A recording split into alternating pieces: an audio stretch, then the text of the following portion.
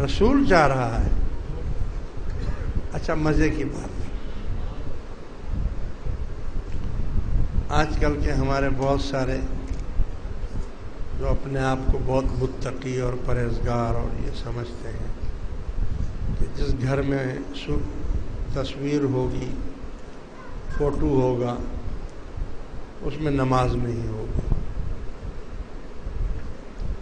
نماز نہیں ہوتی، فرشتے نہیں آتے، رحمت کے فرشتے نہیں آتے.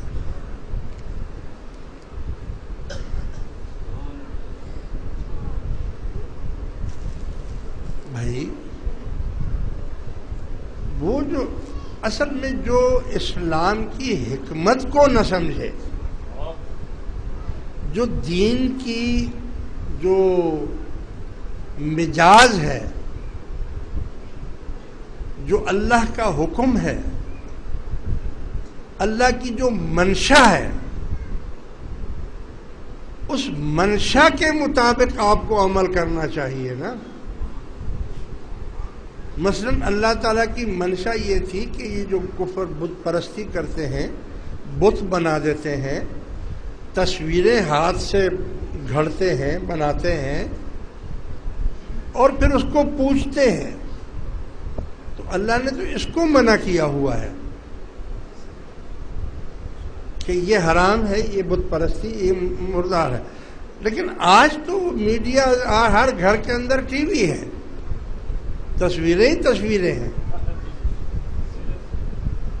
آج تو ہر جیب میں تصویر ہی تصویر ہے. جناح صاحب کی تصویر ہے، سعودی بادشاہ کی تصویر ہے، درہم ہے تو اس کے اوپر تصویر ہے، ڈالر ہے تو اس کے اوپر تصویر ہے، اور وہ آپ کی جیب میں ہے. آپ اسی کے ساتھ نماز بھی پڑھتے ہیں. تو اس کو ہم وہ نہیں کہیں گے تصویر، اس کو ہم عکس کہتے ہیں. یہ عکس ہوتا ہے، جیسے شیشے میں آپ نے دیکھ لیا تو عکس آ گیا. اب ہم تھوڑے اس کو پوجنے کے لیے بیٹھے ہوئے ہیں. نوٹ چاہے ہمارے پاس 20 لاکھ نوٹ جیب میں پڑے ہوئے ہوں، ہم اس کو پوجیں گے تھوڑی. ہم پوجنے کے لیے تھوڑی رکھے ہوئے ہیں ہم نے. یا ڈالر رکھے ہوئے ہیں، انگریزوں کی فوٹو ہے اس کے اوپر، ہم طواف بھی کر رہے ہیں کعبہ شریف کا، اور وہ ڈالر کی جو ہے اس کے اوپر ملکہ کا بھی فوٹو ہے، تو بادشاہ کا بھی ہے، تو اس کا بھی تصویر ہے، تو کافروں کی تصویریں ہیں. تو کیا ہم پھینک دیں اس کو؟ حج کرنے گئے ہوئے ہیں، کوئی لندن سے آیا ہے، کوئی امریکہ سے آیا ہے، کوئی برطانیہ سے آیا ہوا، سب کی جیبوں میں جناب عالی وہ تصویریں پڑی ہیں. کون سے چکروں میں پڑ گئے ہو؟ مجھ سے کسی نے پوچھا تصویر، میں نے کہا تصویر تم کہتے ہو؟ میں تو اگر مندر میں چلا گیا تو وہاں بھی نماز پڑھ سکتا ہوں.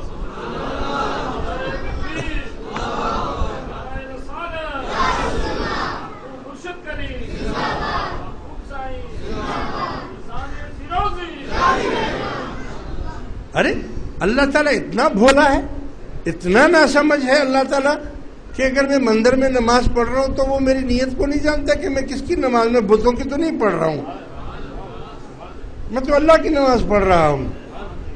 تو جب اللہ کو اتنا ہی معلوم نہیں ہے کہ میری نیت کیا، انما الاعمال بالنیات، وہ تو کہتا ہے میں تمہاری نیتوں کو جانتا ہوں. اور تم نے کہہ دیا کہ جی ایک تصویر لگی ہوئی ہوگی تو نماز نہیں ہوگی. ہماری بلا سے 100 تصویریں لگی ہوئی ہوں. ہاں، اب یہ مسئلہ میں پھر ادھر ہی لے کر آ رہا ہوں. اچھا تو پھر حضور نے یہ کیوں نہیں بولا کہ یا اللہ تو نے تو حکم دے دیا، میرا قبلہ بھی بدل دیا، میں نے منہ ادھر کر کے نماز بھی پڑھ لی کعبے کی طرف منہ کر کے، لیکن کعبہ تو ابھی پاک ہوا ہی نہیں ہے، اس میں تو 360 بت رکھے ہوئے ہیں. بولو بت رکھے تھے کہ نہیں رکھے تھے؟ ابھی فتح مکہ تو نہیں ہوا تھا نا، ابھی تو صرف قبلے کا حکم آ گیا کہ آپ قبلے کی طرف منہ کر لیں. تو حضور بھی یہ کہہ سکتے تھے نا کہ میں کیسے منہ ادھر کر لوں، وہ تو بتوں کی طرف منہ ہو جائے گا. وہاں تو 360 بت رکھے ہوئے ہیں. نہیں، حضور کیوں بولیں گے؟ حضور کوئی بتوں کو تھوڑی سجدہ کر رہے تھے، حضور تو کعبے کو سجدہ کر رہے تھے. اب کعبے میں اگر بت رکھے تو رکھے رہے. ہاں کیوں بھائی؟ تو اگر کعبے میں بت رکھے ہوئے ہوں اور مسلمان بھی ایسے مسلمان کے رسول اور صحابہ کرام اور وہ اس کی طرف منہ کر کے نماز پڑھ رہے ہیں اور کافی عرصے تک پڑھتے رہے جب تک فتح مکہ نہیں ہوا. ہاں جب مکہ فتح ہوا تو بتوں کو نکال باہر پھینکا، توڑ دیے ان بتوں کو سب کو. مگر یہ بہانہ بنانا کہ یار ابھی بت یہاں ہے تو چلو جب بت صاف ہوں گے تو پھر پڑھوں گا. بھائی ہم تو حکم کے پابند، وہاں 360 بت پڑے ہوئے ہیں اور ادھر نماز پڑھی جا رہی ہے، یہاں ایک پیر کی تصویر لگی ہوئی ہے تو نماز نہیں ہوتی. ہاں پیر کی تصویر کیوں لگائی ہوئی ہے پیر؟ ارے بھائی اللہ تعالیٰ کی رمز کو سمجھو، حالات کو سمجھو. اس وقت تو میڈیا کی ضرورت ہے. میڈیا ایک ہتھیار ہے آپ کے پاس. کوئی کہے کہ جی نہیں میں تو حضور کی سنت ہے کہ میں تو تلوار سے ہی لڑوں گا، کیونکہ حضور تو تلوار سے لڑے تھے اور نیزے سے لڑے تھے. ارے بھائی مگر حضور نے اس کا فیصلہ بھی کر دیا تھا، اور حضور نے فرمایا تھا کہ جب جہاد کرو تو جدید اسلحہ استعمال کرو. جدید معنی نیا اسلحہ استعمال کرو. تو جب تلوار کا ٹائم تھا تلوار سے لڑ رہے تھے، جب بندوق کا ٹائم آیا تو بندوق سے لڑنے لگے، جب توپ کا ٹائم آیا تو توپ سے لڑنے لگے. جدید ہے نا، نیا ہتھیار ہے نا. جب ٹینک کا زمانہ آیا تو ٹینک سے لڑنے لگے، جب راکٹ کا زمانہ آیا تو راکٹ سے لڑیں گے. ہیں اور اب تمام چیزوں سے زیادہ بڑا ہتھیار میڈیا ہے.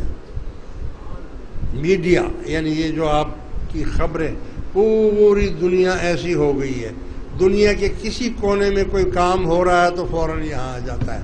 اس وقت بھی آپ کی یہ تقریر چھوٹے سے جگہ میں ہو رہی ہے، لیکن معلوم ہے یہ انٹرنیٹ پر لگا ہوا ہے، پوری دنیا اس کو دیکھ رہی ہے. تو ہتھیار ہوا کہ نہیں ہوا؟ کتنے لوگ اس پہ بیٹھتے ہیں؟